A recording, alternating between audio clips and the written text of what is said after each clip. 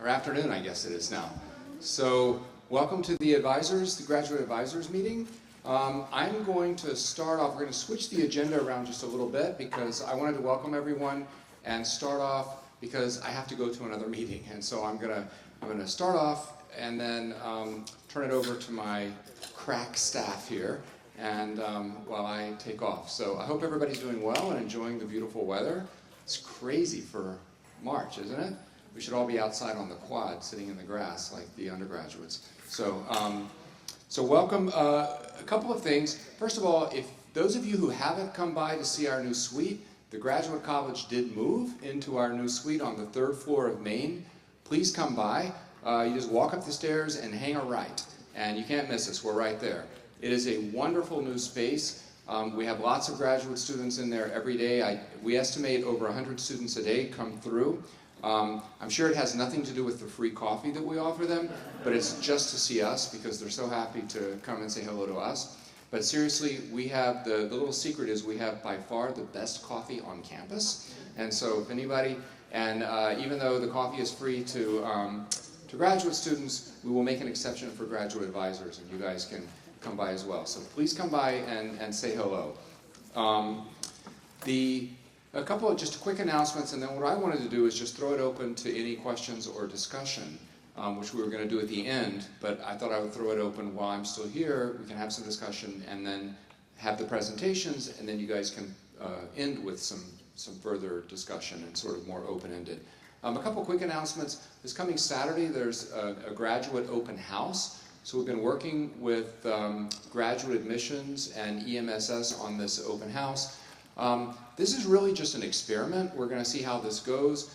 There's been some pushback from some programs that this really isn't probably the best format, and people are in favor of more thematic or discipline-specific open houses, which makes a lot of sense. So we're going to see how this goes on Saturday, and then we're going to debrief and huddle afterwards. So we would welcome any of your feedback.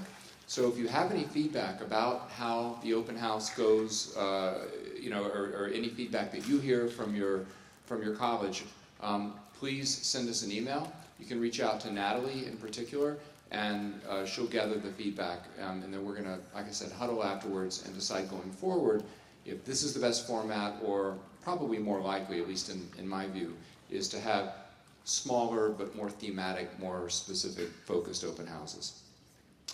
Books and Bagels. So we've reinstituted the Books and Bagels program in partnership with the Graduate Student Association.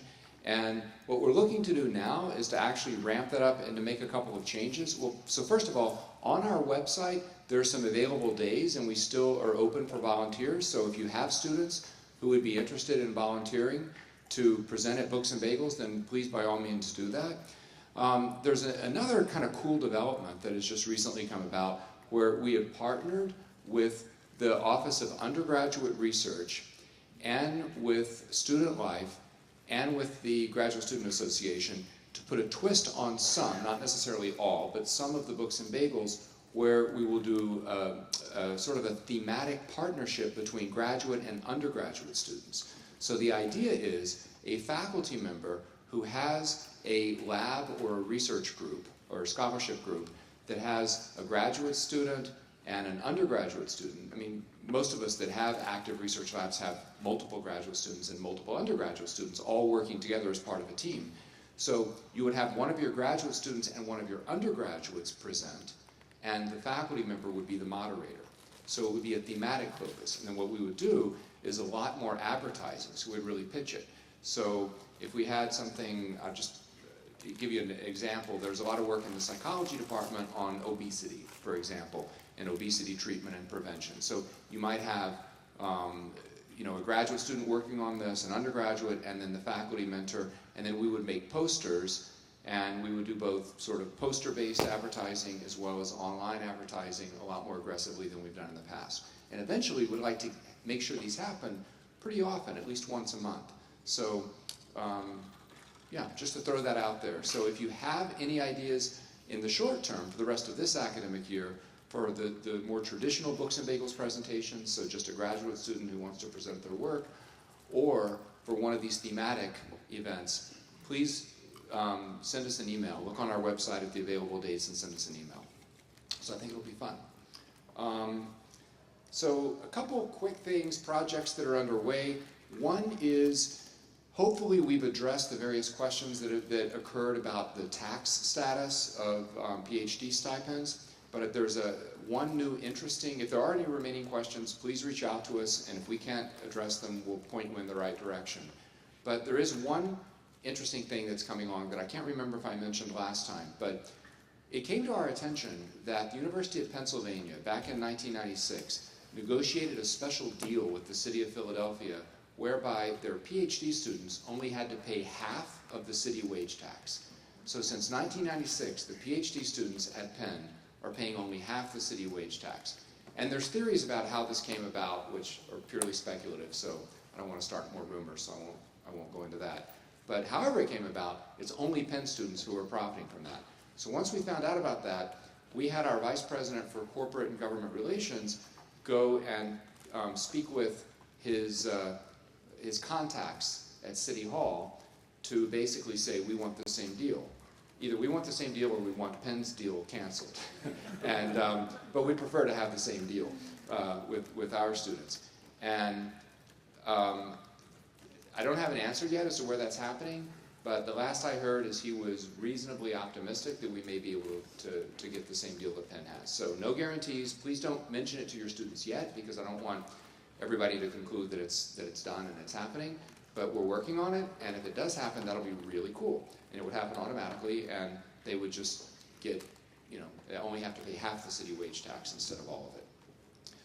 Okay, and then finally, one big project that we have going on that I've mentioned before, but just to give you a quick update, is the master's program survey and data analysis. So to refresh your memories, what we did is about 6 weeks ago, we put together data on each and every master's program across the entire university.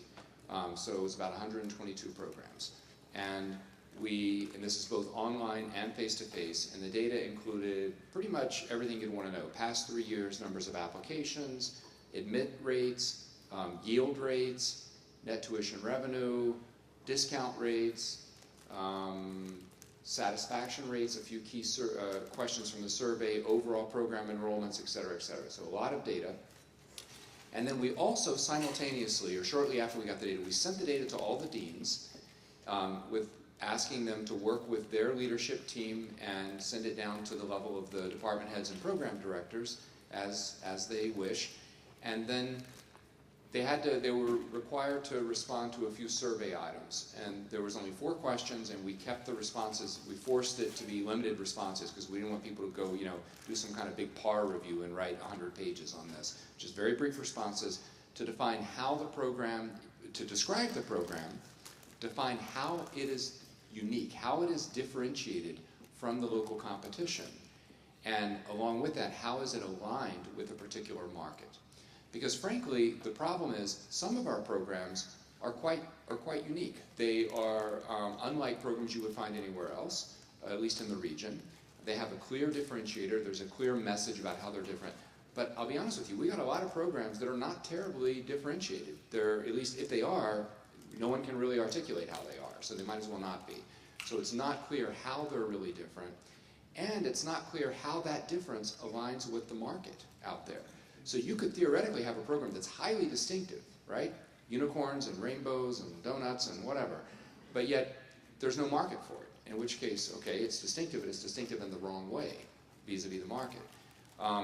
So we are asking, where we have asked the programs to do that. We've now received responses from all of the programs, and we're in the process of reviewing and compiling all those data. What we're also doing is coming up with some guidelines about what the level financially, given RCM, financially, how many people do you need in a program to make it viable? And this varies across schools, it varies across disciplines, because the costs are different across disciplines. In some disciplines you have very intensive costs, lab costs, consumables, that kind of thing. In other and the faculty cost more, and in other disciplines less. But nonetheless, you could adjust those parameters, and what is it that takes to make a program viable?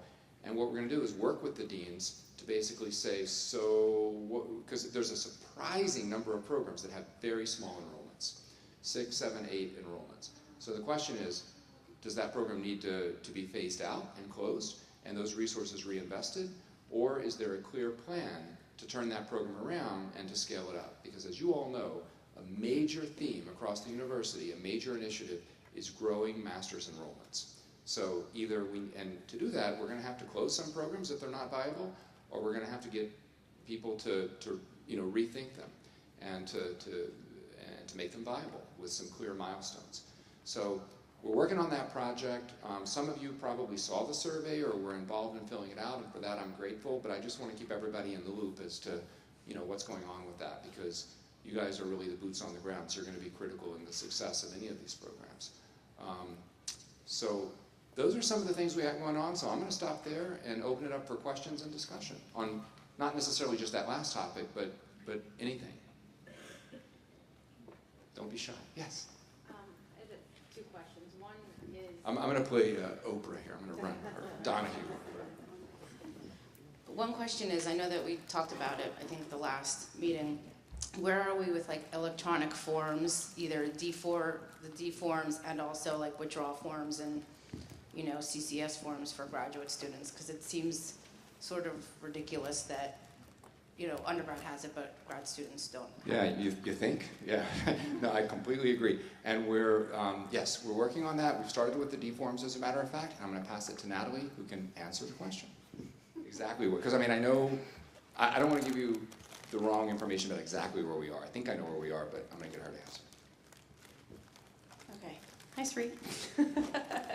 Okay, so as far as the D forms, as you all know, and when we introduced Jason Silverman, our provost, he'll speak a little bit further about the D forms, but we are moving very quickly to convert all our D forms to electronic. We're working with a company out of California called Chalk. And we have bi-weekly calls with them, so we're already almost completed the production of an electronic form of the D1, and we will outreach to some departments, hopefully by the end of the spring term, to test it and get some users, and we've played with it in our office a little bit, and so we're editing and modifying. As far as right now and the workflows, we work with AIS hey, hi Chanel. Hi, I see you. To have these conversations, and Steve's also here, to talk about how we can reduce the redundancy of these forms, and for advisors who use both who work with both undergraduate and graduate students, making sure that you don't use a paper process for one and an electronic process for the other. So it's certainly on our radar. I don't have a time frame as far as right now, because I know that there's lots of higher level discussions about workflows and platforms that we're using. But as far as from our perspective, the Graduate College is more than happy to keep advocating that we get use of right now, if that's the tool that we're using here at Drexel. What can I say? But our goal is still for the fall to roll out have all the D forms. Yeah. So by the fall, our goal is to have all the D forms online. And then there's been other forms that we've already put online. So for example, the travel request form, the PhD fellowship form, that's now online as well. So we have migrated a number of things already online, the things that we can control easily. The D form's a little bit of a heavier lift, but we hope by the fall to have it completely rolled out. Anybody want to elaborate on anything else with electronic? Bonnie or no? Okay. Okay, my second question is regarding like grad students and like mental illness or something. We just had an incident where we had a student we're probably going to have to make him go on an LOA, and he's been going to counseling and things like that, but there's no sort of like procedure or policy or anything on like what an advisor is supposed to do. Like, we wanted to contact his parents just to sort of give them a heads up, like this is coming down the pipeline, but we talked to Annette and she said that we really shouldn't say anything besides like, well, we're going to give Mike bad news. Well, telling Mike that there's bad, you can't tell a parent that and not expect them not to ask for more information. So, I feel like there needs to be something written down to let advisors know how to handle situations like that. So here's the problem with writing something down, and now I'll put on my psychologist hat, right, as a licensed psychologist, is that the mental health professionals are bound by state laws in terms of exactly what you can and can't say, and they don't always make sense. For example, the statute having to do with involuntary commitment is called the 302 statute, and so we in common parlance we refer to it as 302. And in Pennsylvania is one of the states where to involuntarily commit someone, the standards are especially high, because you're essentially taking away their civil rights, right? I've actually had to do it. Oh, you've had to do it, so you know, okay. Crazy nature, So the standards are actually pretty high. In fact, we joke, it's not really, it's kind of a morbid joke, but we joke that you have to catch the person after the bullet has left the gun, but before it strikes the other person, right? I mean, the standard is very high. If I say, for example, that I really don't like Taz, and in fact, I think I ought to kill that guy, you know, in fact, maybe I will, maybe I'll just kill him, you know. That's not enough. I have to say, I have a gun in my car right now, I'm going to go get it, and I'm going to shoot Taz in 20 minutes. You know, it has to be about that specific to, yeah, I was just joking, so don't commit me. So anyway, my point is these are very complex cases. It's on a case-by-case basis, so any sort of general rules that we put in, you know, guidance we put in place, I don't think would be very helpful, because each case is unique in terms of what you can say and can't say, and of course you have FERPA issues and everything else. What I would encourage you to do is reach out to the counseling center, just like what you did. Reach out to the counseling center for guidance, and you know, they'll walk you through what you can and can't say. And if you have questions or something doesn't make sense, then by all means push back and get those questions answered. But you know, it really is very, very tricky. And I think anything we put on paper would be less helpful than just to say, call the counseling center. But if you run into it, if on the other hand, you call the counseling center and you get an answer that doesn't resonate or doesn't make sense to you for some reason, give me a call. And I can try to clarify, or I can reach out to them as well if that would be helpful. Because unfortunately these things, I'm dealing with one right now. As a matter of fact, I've spent the past 2 days, like, I can't tell you how much time with a particular student issue. And there's definitely some mental health issues going on there. So. I can probably talk about it. Thank you. I know it's really early, but we're thinking about it already. Our office was wondering if you had tentative dates yet for fall orientation, because we have started planning for our students and booking rooms and such, so we were trying to see if we can work around whatever the grad college orientations are going to be, but just throwing it out there, yeah. So no, that's wonderful that you're already planning ahead. That's wonderful. So the answer is what we're going to try to do this year with orientation is, and then I'll let Natalie answer more specifically about dates, but what we're trying to do is to fold it in and work collaboratively with EMSS with the Welcome Week that they did with the undergraduates. So what we found last year is that they launched Welcome Week. They did not include the graduate students, right? We had a few graduate students who were like, hey, what about us? You know, we got all these parties going on and everything, and we're not invited. So there was that, but then there was also the problem that we ended up competing with them. So for example, this is still one of my pet peeves, it just rubs me wrong, is that when we held our orientation event, the big orientation day, the big event, EMSS had already rented out, had already booked all of the AV, for the university's AV equipment like this, right, this sort of thing. And so when we reached out for it, what they gave us is they hired an outside company. But nobody told us that we were going to be charged it was about 10 times the normal fee. And I didn't find out until the bill came due later that we were charged this ridiculous fee, and it was because there was that lack of coordination. So going forward, what we'd like to do is fold it into the, it'll be a separate event, obviously, the business part of it, of the orientation, but then the celebratory parts, you know, the band and that sort of thing, that we can partner with the undergraduate side on that. So that's the plan for right now. In terms of dates, I'm going to pass it to Natalie. Get my calendar. Okay, so as far as dates, the week of September 12th is Welcome Week.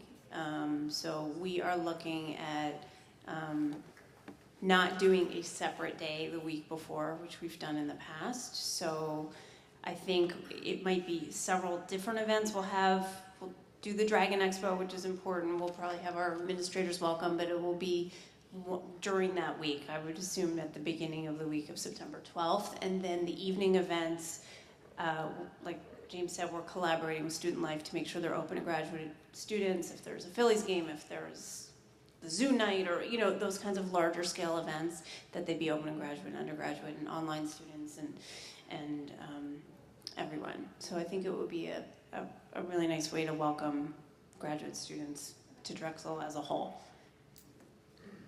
But we'll make sure to keep you posted as we work with Student Life and nail down dates.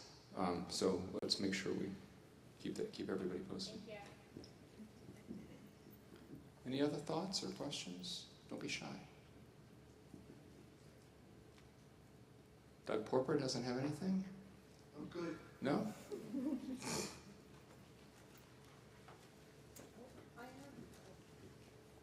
This is just very, it's like a one-off thing. For the Provost Fellowship applications, I think everything went smoothly, but if we could add a GRE score section to the electronic form, it would help a lot, because we had forgotten some because it wasn't asked for on the form, or no, there was no space in the form, so it caused a little confusion for our submissions. So I don't know who did that, but if we could add a specific place for GRE. So Chris isn't here, right? We can check, but it's a copy of the GRE scores, so Hey, it's, hold your- I can check with Chris, but the reason we had it not on the form is because it needs to be a copy. Otherwise, anyone could just write in a number and we'd have to back check that that's in fact their GRE score. But I'll check. Yeah, I think that it was just left off because it wasn't included anywhere, like kind of a reminder or a checklist, so it would have helped us even if it was Okay. right in. Very good point. So can you take that back to Chris? Yes. So we'll modify the form. Thank you. Yeah, that's a great point. This is the prompt. Okay. Anything else? Oh, yeah.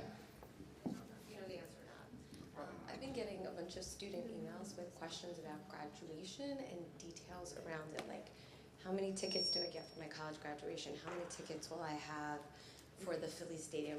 How many family members can I invite? Things like that. Okay, good question. So the graduation dates are set, and I believe those are online, and we can tell you those dates.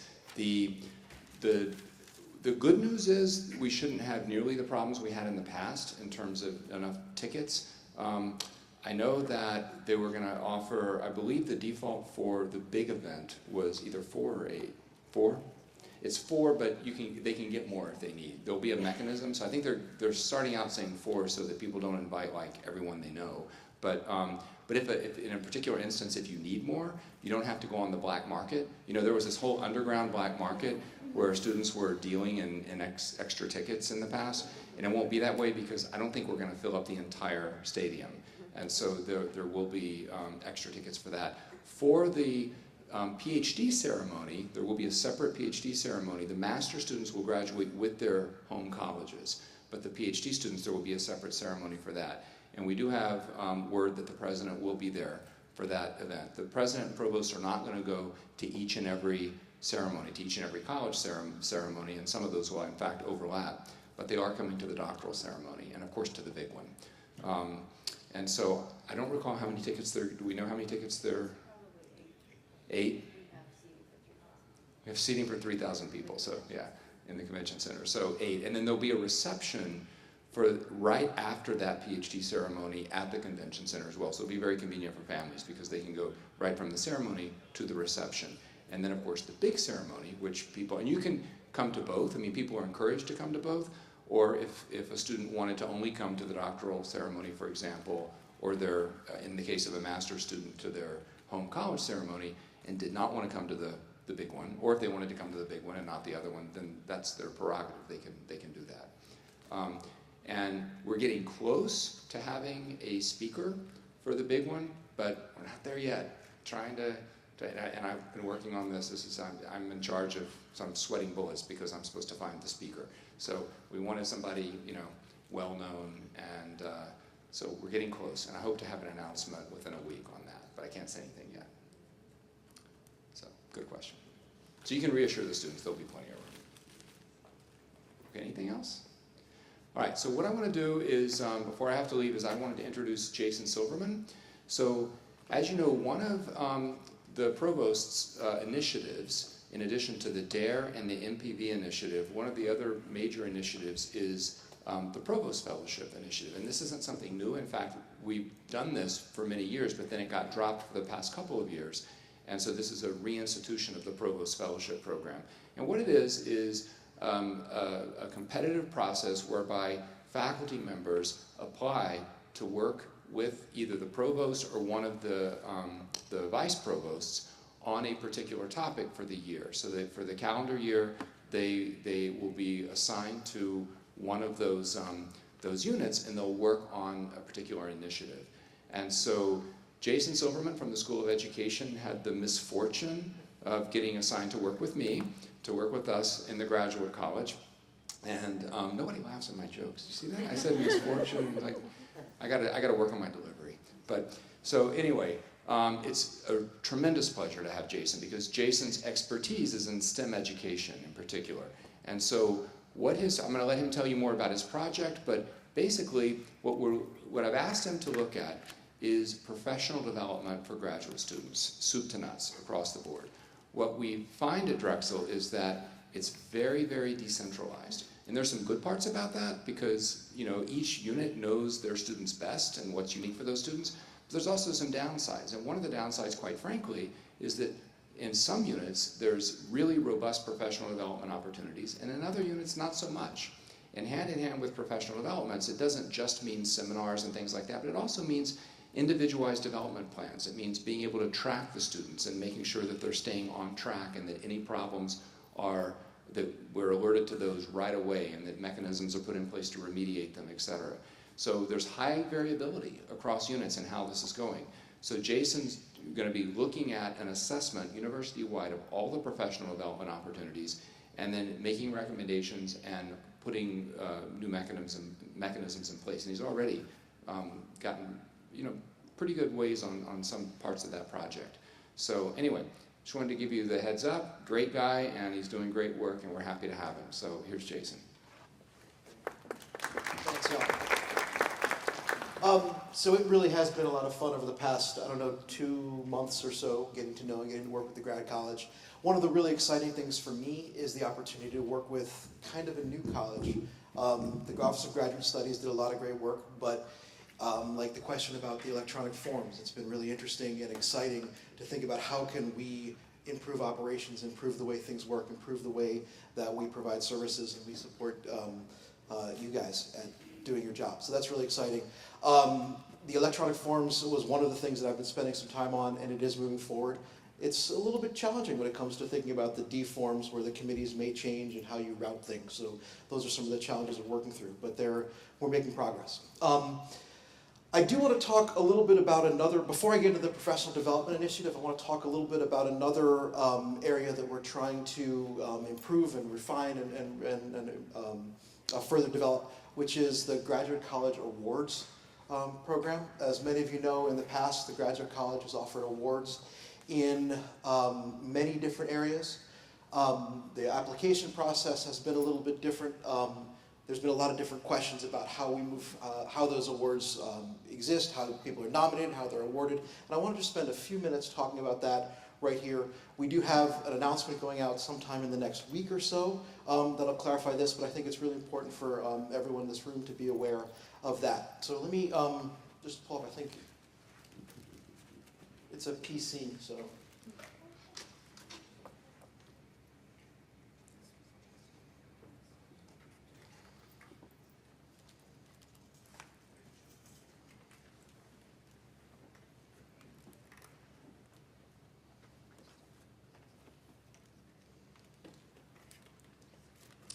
So basically, I just wanted to highlight some of the 4 categories that awards are going to be awarded in this year. They're a little bit different than they have been in the past. Some is some overlap. There is a Research Excellence Award that's going to be offered in conjunction with the Office of Research. That's something a little bit new. There's going to be a few new twists in that. There's a Teaching Assistant Excellence Award that's been offered for many years now, and that is moving forward. We also have an Outstanding Dissertation Award and an Outstanding Promise Graduate Student. That's a change from last year where it was that award was limited to doctoral students. And the idea with this is to identify a student from your college or from your department that shows outstanding promise for influencing society in some significant way. So this is a more all-encompassing kind of award. Awards are given in 4 different areas. Broadly speaking, arts and humanities, social science, math and engineering, and physical science. So the way the process works,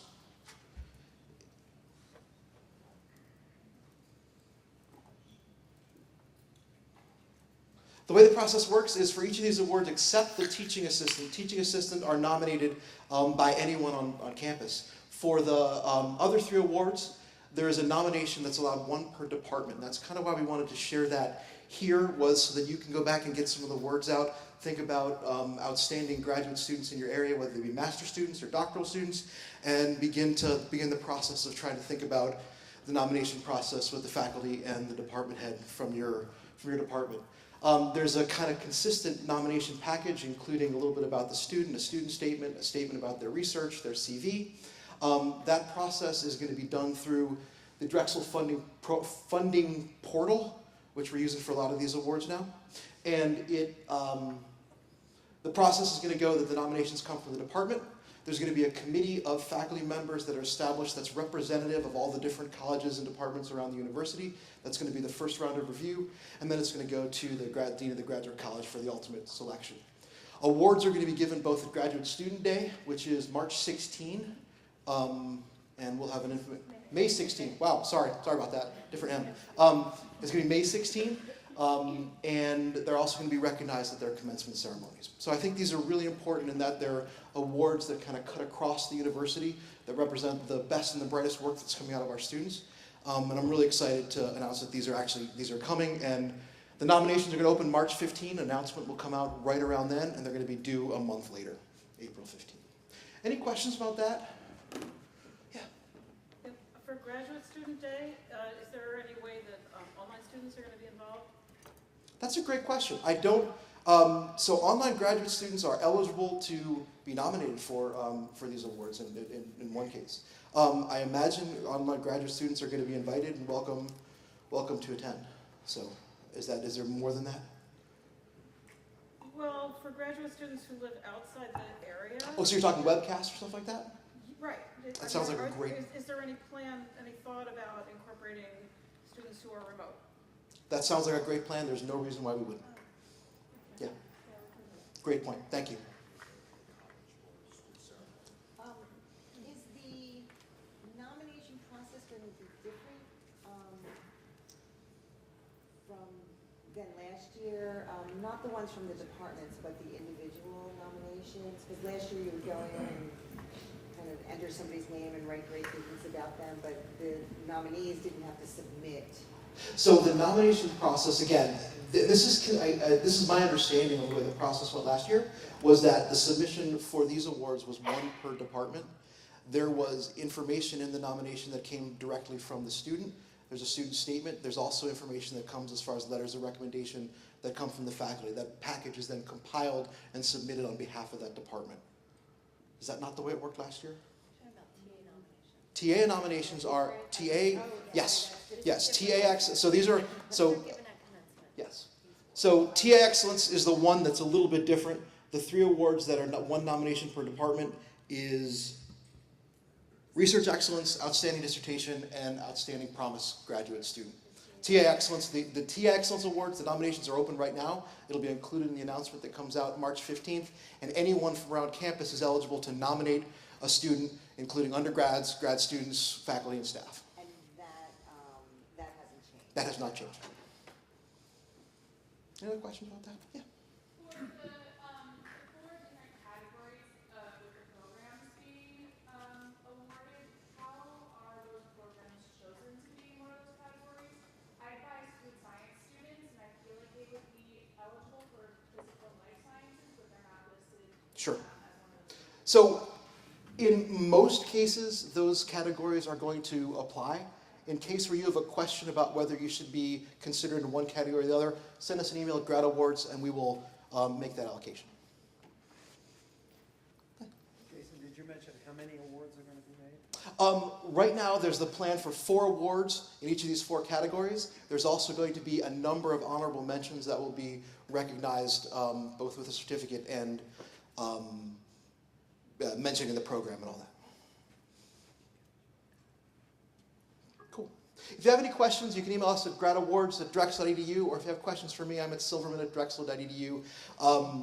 I've been working on this. It's been kind of fun to think about how we can make this both more consistent, more efficient, and also increase the honor that comes across with these. So that's been fun. The second thing I want to share to you is the project that James was talking about. The Graduate College really has, I think James talks about 3 arms to it, but for me, the 2 big things that I see are the operations when it comes to facilitating students' progress through the program, but also the other side that doesn't often get thought as much about is the side about professional development for students. Professional development when it comes to supporting them at some of the non-course-based competencies and skills and practices and knowledge that they need to develop in order to function within their program as they make their way through grad school, but at the same time to function in careers, whether they end up in careers in academia or careers in industry or other non-academic areas. So my charge has been to think about how can we better understand what the needs are, how can we understand what goes on around the college, around the university and the different colleges, and then to create a program that provides the kinds of professional development that we know they need and that the students recognize as important as part of the offerings of the Graduate College. The first step in that is to understand what the needs are and what goes on around the college. And I'm going to ask to put you guys to work a little bit, if I could.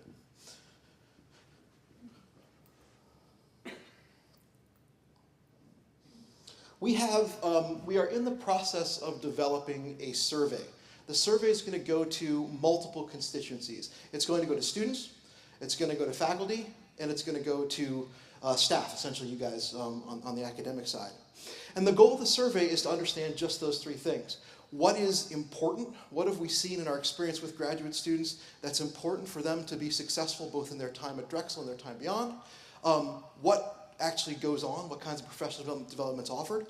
And what are some areas of expertise that you have within your department or college around those areas? So I'm going to ask to put you to work a little bit. I have a copy of this sheet. I'm going to put one on every table. What I'd like to think about, and if you could just pass those around, I didn't know how many tables, so if we could just do one per table. So what we've done is we've identified a number of different skills and competencies that kind of encompass the graduate experience and the graduate life. They fall into 4 categories. Research skills and competencies, which you can see up there. I wonder how small I can make this so it's still readable. Is that still doable in the back? Was that a no? Okay.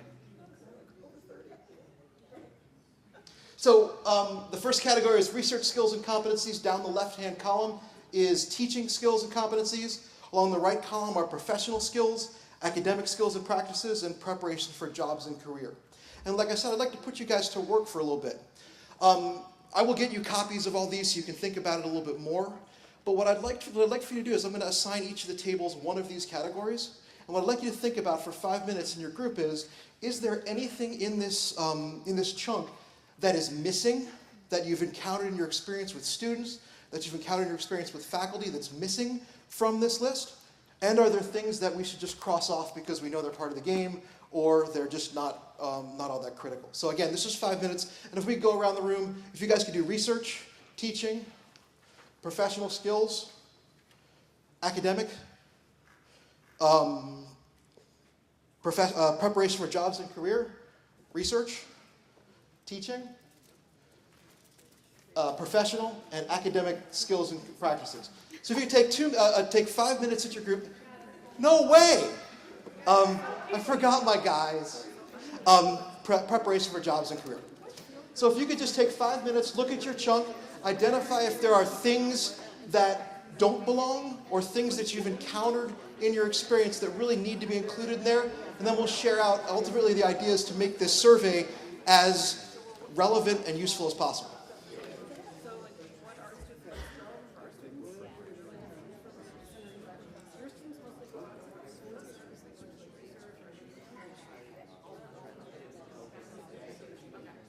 So under research, locating online information data.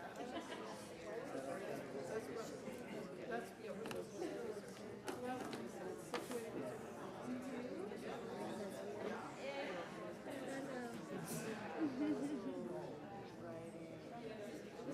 Is this like providing like trainings on how to use software? Okay.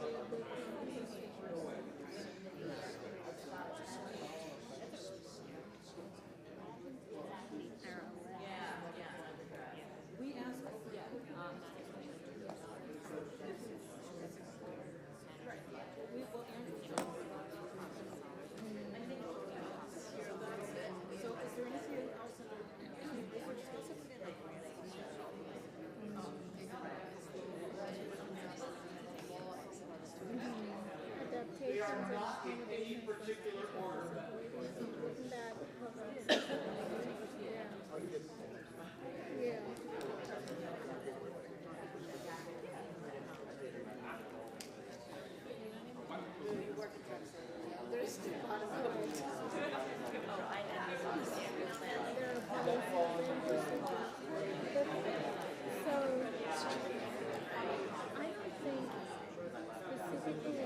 I've heard a lot about IDP in the last year and a half, or especially about and so the thing here is if we're preparing them for academic careers, do they need to understand specific interests in or is there something else?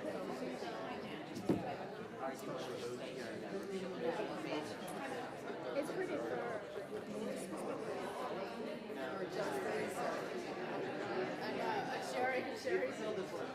Okay, so I have a table. We are going to focus on some university community partnerships or in general building partnerships. IRB, and that's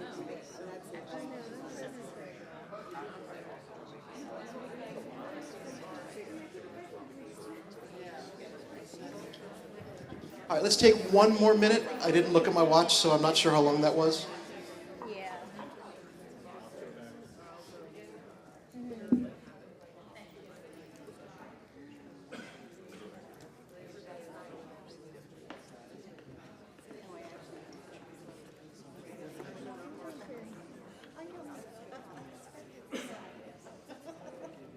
All right, why don't we come back together? What I want to do is I just really quick want to go around from table to table, and if you could share out kind of the one most significant piece. Aww. But all of your thoughts are valued. If you could, just because of time, because there are other things on the agenda, if you could put the rest of the thoughts in an email and send them to me, then we can get them updated on the. Then we get the survey to represent that. So why don't we start over here with you guys? Just the one most significant. What was the one most significant correction or edit or comment you had? So teaching skills and competencies. The one most area may be a little bit specific about adaptations for accommodations. Okay. Yeah. More specific as far as adaptations and accommodations for students with disabilities. Disabilities and exceptional needs. All right. We had professional skills, and we added facilitating a meeting, being aware of people's schedule, making sure the meetings run in an organized fashion. Really neat. Cool.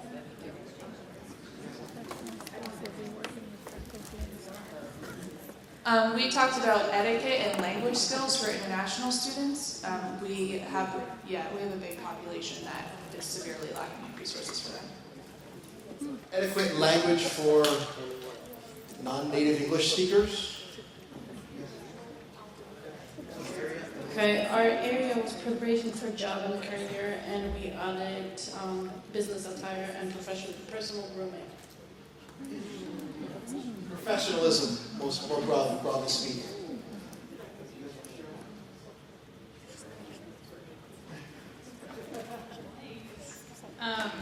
We talked in regards to academic writing, perhaps focusing on APA and what plagiarism is.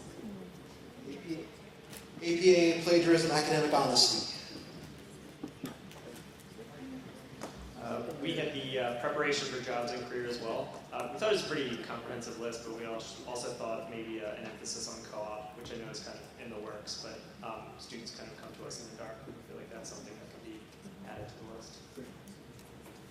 Thanks, man. You want to share one? Hi, we had under research skills and competencies, we thought proposal writing workshops for NSF, NIH, or foundation-specific submissions. Awesome. Cool. Our students don't typically go into academia, so we are looking at applying research to professional situations and the needs of their sector.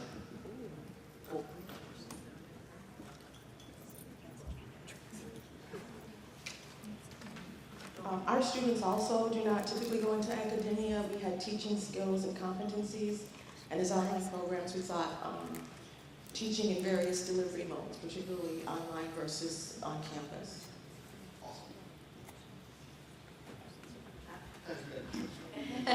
We thought that we'd add two to the professional skills. And one is conflict resolution, and one is assessing and evaluating where you stand so that you can better take on new initiatives.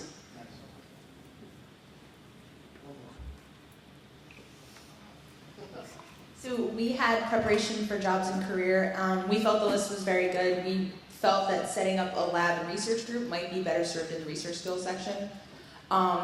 We also wanted to include, we're in the School of Education, so we have a lot of career changers, including industry-specific resume and cover letter preparation for their new career, as well as transferable skills for the career changers, how they can take from what they were doing before into their new industry. We also wanted to include online presence and social media assistance. We've had a lot of issues with that and just trying to teach students how to manage their online presence. So I think you've all got a sense of both the broad speaking as well as some updates we're going to make. Our goal is to get this out in the next 2 weeks or so. So if there were any other broad comments that you had that you think would be significant, please send them on silverman@drexel.edu. We'll be sure that I want the survey to reflect I want to do as much work beforehand so the survey can really do work for us. What was really exciting to see the comments around was the areas fell into two broad categories. One is the stuff that I think we do now, some of the things that the library offers, some of the things that my college offers, some of the things that currently go on. One of the big questions is how can we disseminate those a little bit further? How can we take something that goes on in a particular college or a particular department for a few people and make that more of a robust program? The second was things that just don't go on here right now, and those are things we can develop and offer and roll out over the next year. So that's really exciting. Thank you guys for taking the time to look over this. Again, if you have any questions or thoughts or suggestions about this overall initiative, I'd be glad to talk, and I may be reaching out to some of you down the road as we get a little further down the path. Anyone have any questions about this before we move on? Cool. Well, thank you guys. It's really nice to be here. Thank you.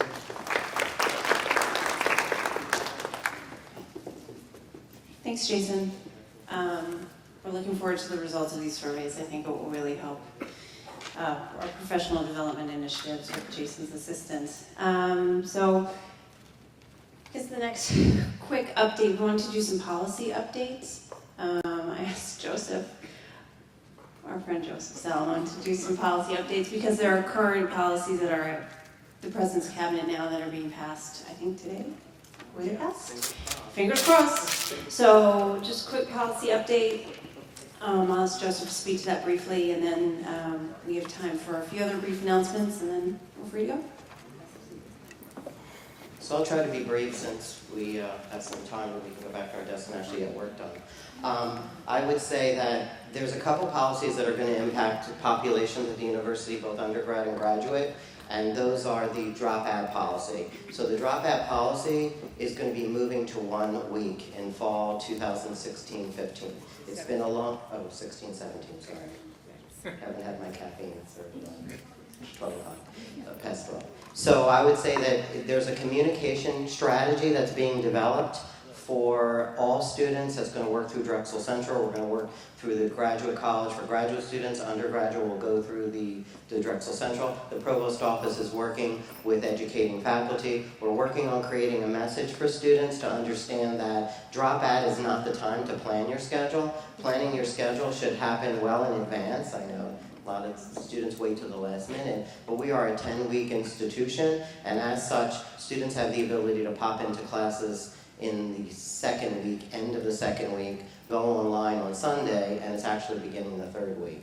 So a lot of times, you know, that process and that behavior has existed because a lot of times we allowed it. So part of it is the institution as a whole is trying to make that period more in line with semester schools, where semester schools usually have 2 weeks, quarter schools, 10 weeks should never have had 2 weeks. And you know, we had it a long time ago, in a galaxy far, far away. The dropout policy was 1 week. So for those of you that have been here a while, probably I'm the oldest, been here since 25 years, and you probably may not remember it, but it was. So in line with that, we're also looking at the refund policies. So if 100% is equal to 2 weeks, then obviously 100% is going to still equal 1 week, but the second week becomes 75%, and then it's prorated accordingly.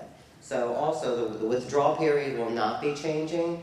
We are looking at a process to automate the process of course withdrawals, and we'll be working with the graduate college for that. However, we're moving forward with the whole concept at the undergraduate level and then seeing what issues may be at the graduate level. The next policy is a policy that I should probably pose this as a question. How many of you have ever thought that there was a policy that actually implied what enrollment means at the institution? Course enrollment, sorry, Caroline. Yeah.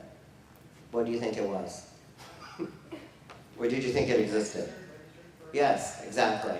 So there was a policy a long time ago that course enrollment is equal to officially being registered in the course. So a lot of times students will sit in course. This is mostly predominantly on the undergraduate side, and as we start looking at the overall process for late registration appeals, we're working, I supervise the undergraduates, working with the advisors, working with Drexel Central, and Natalie works on the graduate side through the graduate college. We get a lot of appeals that students are sitting in classes and the faculty members have endorsed it. So part of it is, it's very difficult to tell a student, no, your registration appeal has been denied, when the student produces an email and saying, the faculty member said I consider I've already taken the midterm. You know, at that point, it's a done deal. You can't sit there and deny it. So, well, we really didn't have any support. So the process is not only to support the late registration appeal process, but it's also to have a mechanism so the students understand that that behavior, especially at the undergraduate level, is not warranted. It's not going to be acceptable, actually, it's not warranted.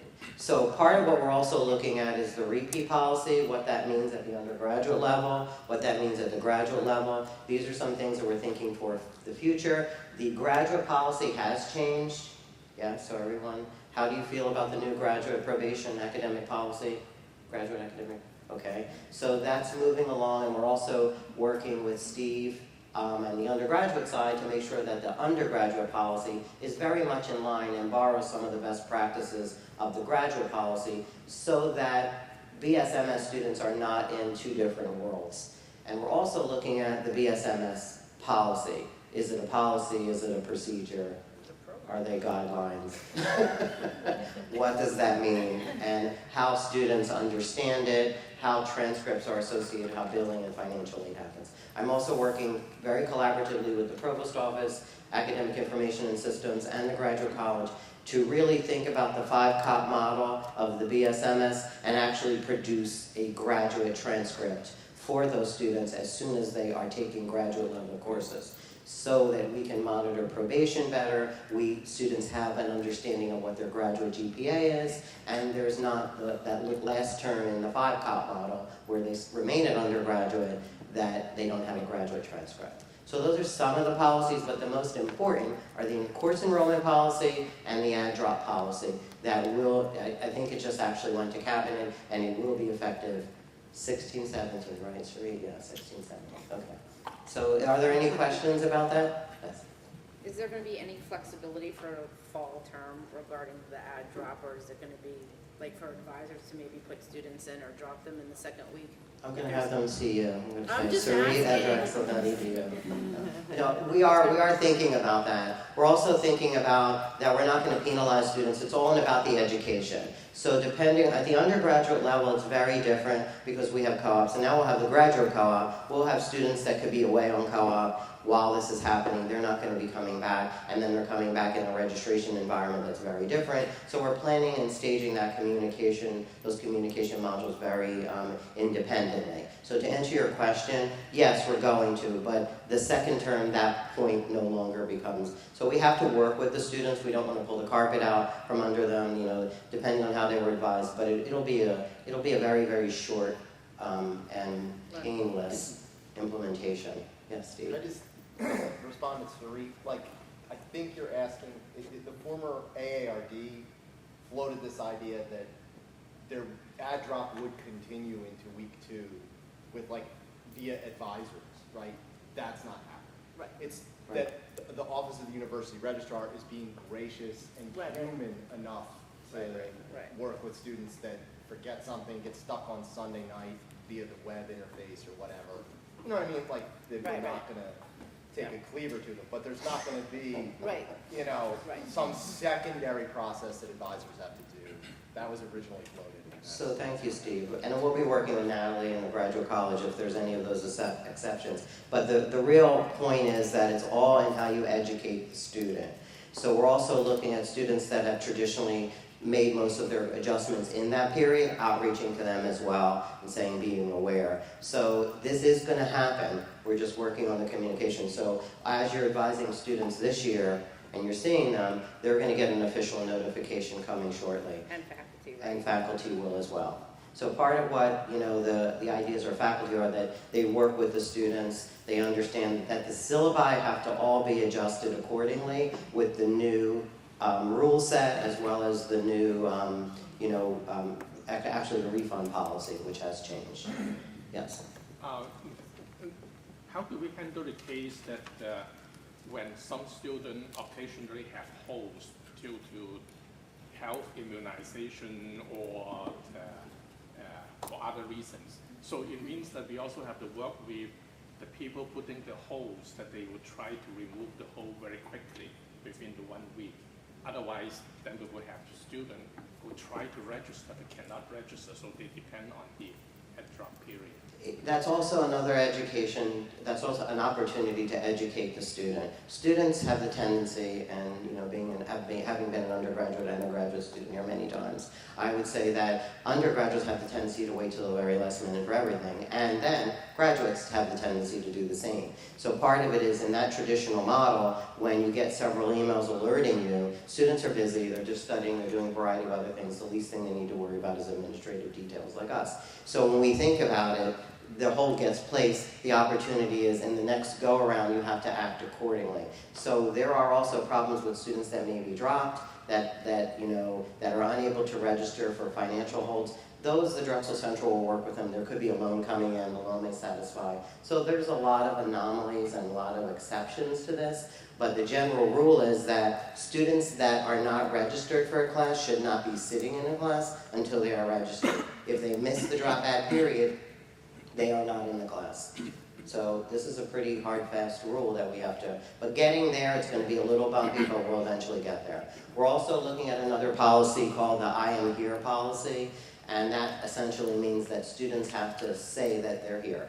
You know, not just say it, like go online, go through Drexel One, say that I am enrolled in these courses. If they are not enrolled in these courses, they would drop them. So we're thinking about that, and that has several implications going forward related to financial aid, related to the idea of new students enrolling and never attending, so that we would have better projections and better numbers. And when we do our headcount enrollment at 6-week census, we actually have an accurate depiction of who is actually at the university. So these are a lot of things that are happening. We're also working on the graduate phantoms, which is in line with that, which means if I'm a new student and I'm not here, we would get them out of the system in a very, very short turnaround so that bills could be adjusted and aid could be returned and we can be compliant. So that's very important. And I'm not speaking for financial aid because Cindy's over there, right? Is that okay, Cindy? All right, so we want to make sure that, you know, everything is operating. But a lot of these policies complement each other so that we can fix some things that have been broken in the past. So for all intent purposes, you should rely on the dropout policy changing for 16, 17. So if there's anything that you need to be, that you're doing, that you would advise, move forward. So the communications are going to start to come out sometime in April. Then we're working on following up in May. We're working operationally with the operations units such as billing, financial aid, academic information and systems, Drexel Central, to make sure that all the systems support this new initiative. Are there any other questions? Yes, sorry. Is there any possibility of working with Drexel Central in that first week, since we're going to change the drop ad, around having evening availability for evening students, since they're going to have 7 days to make that quick switchover? That's an excellent suggestion. Right, that's an excellent suggestion. They do have they do have extended hours normally. I think they are till 7. On our campus, they don't, and the way that our students. Okay. Oh, you're talking Center City. Okay. Our evening students are coming in for a 5 o'clock class, so even if their instructors are like, awesome, you can be 25 minutes late, they are not getting out of work quick enough for that. So I normally work with them, and I work with Drexel Central, and everyone is wonderful, and we get it done, but I think because you're going to condense it to a week, it might be a little bit trickier. So if there's any way to negotiate even 2 or 3 nights in that week, that it will be a little bit. No, that's an excellent suggestion, and we can talk to Drexel Central. But there's a big behavioral shift, and this has been going on for many, many decades. So we have to work with everyone. We have to work with the students. We have to work with. So whenever you're doing anything in these situations, documentation is extremely critical. Outreach to the student when the student contacted you, because that's how we really base our decisions on related to the late registration appeals. If there's no fault to the student and the student has done everything and then we forgot to add it or an office was closed, we're not going to penalize any student. But it's more importantly that the student gets the advisement that they need for billing and financial aid in that scenario. But if Center City wasn't there and the student attempted to outreach, we have the communication trail and it's documented, that shouldn't be an issue. But at least we know going forward it's a better way to build it so that it'll be successful. Are there any other questions? No? Okay, well thank you for your time, I appreciate it.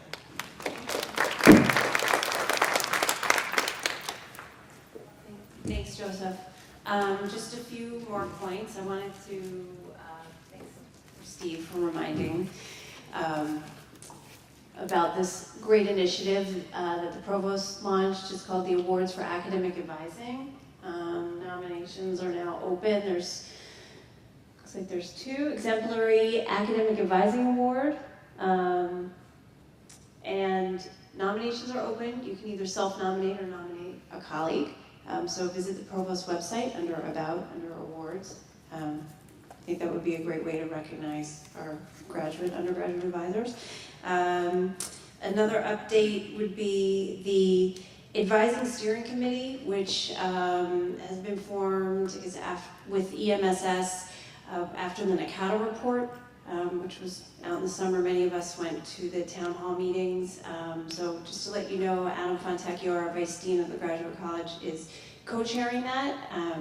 I'm going to try to attend those meetings as well. Some other graduate advisors are also going to be present on that committee. So I hope in the next few months, Adam can give us some updates, if it's okay with the rest of the committee, and hopefully we can see what's going on with the NACADA report. And I think that's it. Oh, one other thing, Drexel Central breakfasts. So this week, you should all have received an email from Rose Breslin, the director of Drexel Central, to go down to Drexel Central from, I think it's 8 to 9:30 in the morning. They were having 2 sessions, and actually I think they spread it to a third to make sure that all the campuses, Center City is also included, to go meet the Drexel Central reps and staff, and just get to know them, because each college and program will now have a point of contact within Drexel Central that you can call, so you're not going to have to go on the main hotline and be stuck on hold for an hour and a half. So I hope you all can attend, but as soon as I get those point of contact lists, we'll be able to distribute it to you if you're not able to go in person. And I think that's it. Does anyone have any other questions before we wrap up?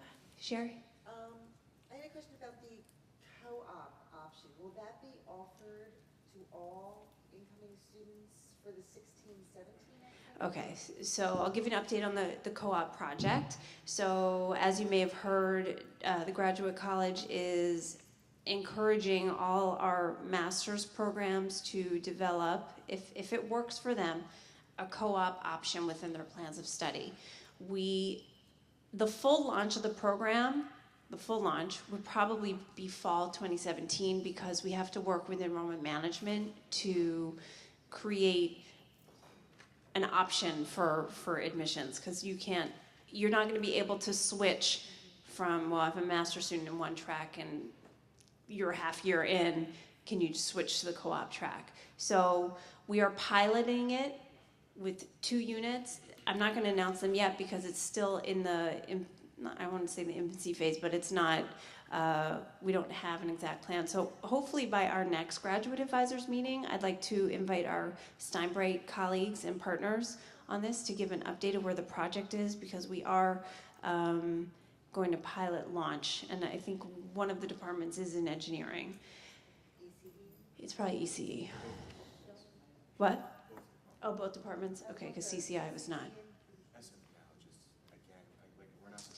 Yeah, this is still in the infancy. The program launch itself, we're hoping that more colleges get on board, but there's a lot of infrastructure that we need to build. So stay tuned on that. But like I said, hopefully the next advisory meeting, I can invite our Steinbright partners to give an update. Okay, thanks. Yeah. I wanted to be clear before the open house on Saturday.